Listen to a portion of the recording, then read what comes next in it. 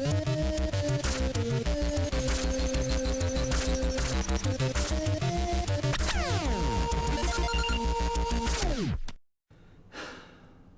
there, this is my Shadow the Hedgehog doll. It's something I've actually had for almost 10 years. This has been in my collection so long you can actually see where he's been burnt when my old bedroom caught on fire. There's so many memories attached to this, but then again, I actually have a lot of memories involving the entire freaking franchise of Sonic the Hedgehog. These games have had some great highs and some great lows, and today I want to talk about that. What's up gamers, DreamcastGuy here, and it's Top 10 Thursday.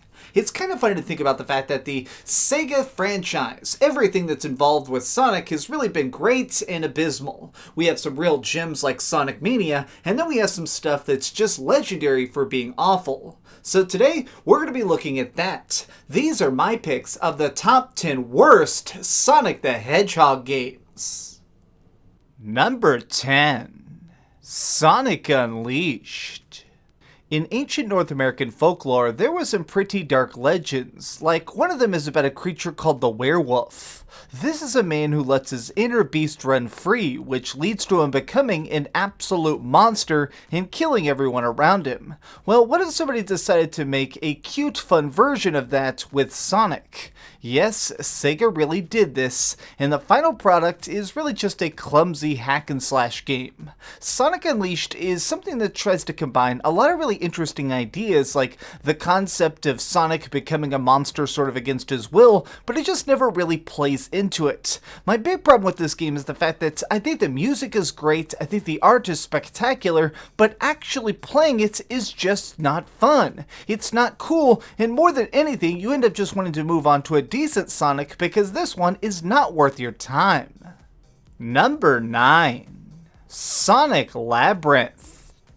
One of the key aspects that made this little blue hero so famous originally was his speed. The fact that he could travel at the speed of sound was a blast, and I also think that this was a big selling point because it made it where everybody could kind of just brag about having the coolest and fastest hero around, which is why it was extra confusing when Sega decided to release a game that was so slow. Sonic Labyrinth is perhaps the only game I've ever played in this series that feels like a fan mod simply because it seems so incomplete. So many parts of this just seem like they're not thought out, or like it needs a giant update or a patch to make it where everything will run at the proper pace. It is frustrating to even attempt to play this game because it seems like every action is a punishment instead of a reward. This is one of those games that I would not recommend even downloading for free just to test it out, because you're not really going to get anything out of it. Number 8. Shadow the Hedgehog.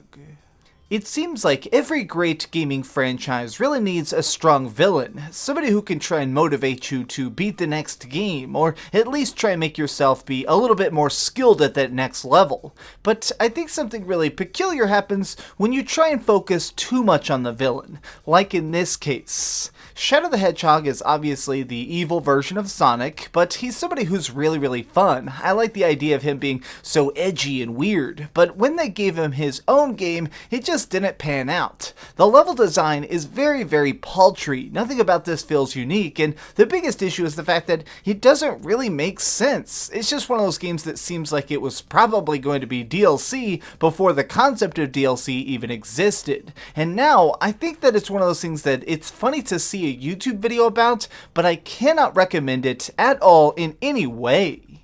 Number 7. Sonic Shuffle. In the late 90s and early 2000s, it seemed like Nintendo was just an unstoppable juggernaut. Everything they put out just sold millions of copies, especially if it had Mario in the title. The only people who could really compete were Sega and of course their little buddy Sonic, which is why, after a while, you start to notice that Sega started trying to copy a couple of the more extraneous ideas being created by Nintendo, one of them being Mario Party. Now, these are supposed to be essentially just little quirky games where you go across a board collecting points, getting items, and eventually trying to conquer your friends. The concept behind it seems rather simple, but in execution, this is a pretty complicated game. Getting this style and formula right, it takes a lot of patience and practice and some very skilled developers, which unfortunately Sonic Shuffle just did not manage to pull off. This game is a mess that really seems to lack all forms of logic, and even after having played it for several hours myself, I still have trouble just figuring out why I would really want to play it. It's the kind of game that's sort of fun to see and maybe could be fun with friends, but just by yourself, this is something that absolutely needs to be thrown into a fire and avoided. Number 6. Sonic Boom: Rise of Lyric.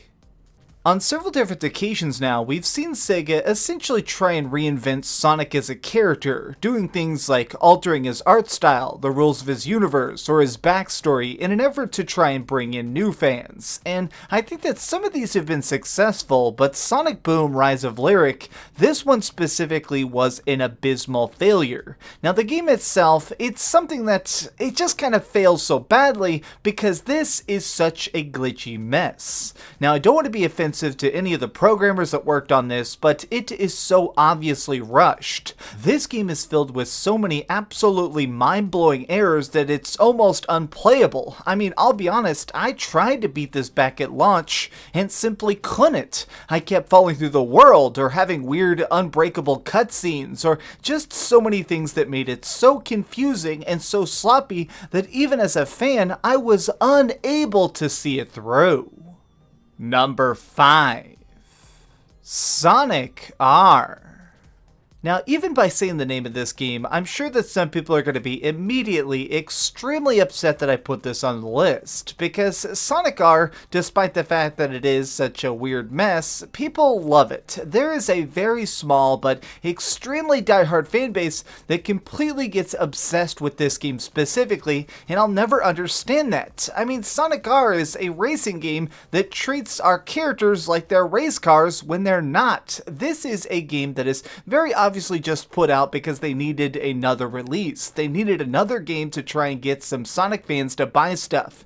It is a pure cash grab, and for that reason, I can't overlook any of its flaws. This is a game that doesn't care about the fan base, it doesn't care about me, it doesn't care about you, and let's be frank, it doesn't even really care about Sonic.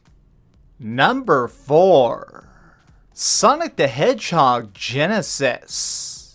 This project can be a little bit confusing to talk about because, well, if you see its name, it's Sonic the Hedgehog Genesis, but this is in fact not at all on the Sega Genesis. This is actually on the Game Boy Advanced. This was intended to be sort of an homage to retro Sonic, something that has really cool pixel art and some nice sprites, but the problem is, it is so freaking bad. It is just trash. It's hard to even try and convey the fact that this game is so slow, so unfun, and really just so unplayable. I actually bought this game purely by accident for $1, and even then I kind of want to get a refund, because it's not Sonic in any way. I mean, really, it seems like some hackers made this game as a prank, because it's just so inoperable and so freaking sluggish. I played this game just a little bit, and even now I wish I hadn't. Number 3. Sonic Freeriders. Within the gaming industry, every decade or so, we see a different giant fad rise up. Things like 3D gaming, music games, or of course things like motion controls. These are ideas that seem so cool on paper, and sometimes even get popular for a bit, but eventually just completely freaking become catastrophes. They just end up trying to become so experimental that they end up crushing themselves under the ideas of their own potential. And I think that's what happened with Sonic Freeriders. This is a Kinect game, something where you actually have to stand in front of a camera and pivot your body to move the character or even to do jumps.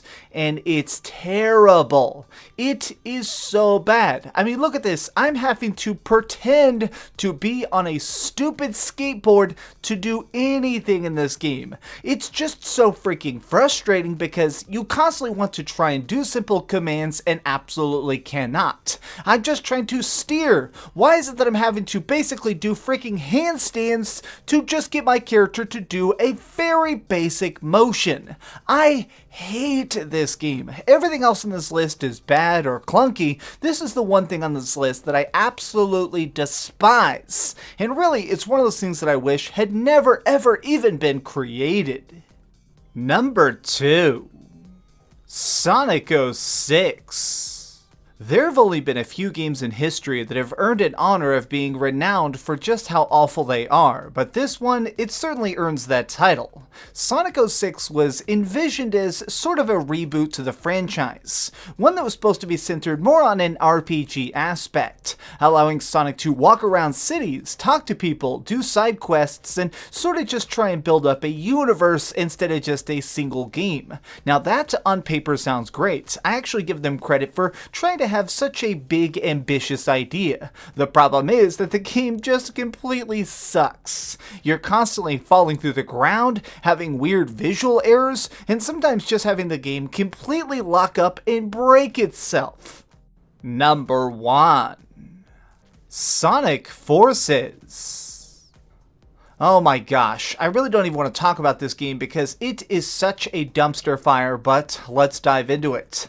The biggest problem with this game is that you spend very little actual time playing as Sonic. You spend a lot of the game just playing as a custom character, which for me was this dude. And it's just one of those things where you kind of see the fact that this game is trying to be weird and maybe edgy with scenes of Sonic just breaking out of prison or running around giant evil dark apocalypses. But the thing is, none of this is actually polished. The game is just so clearly unfinished.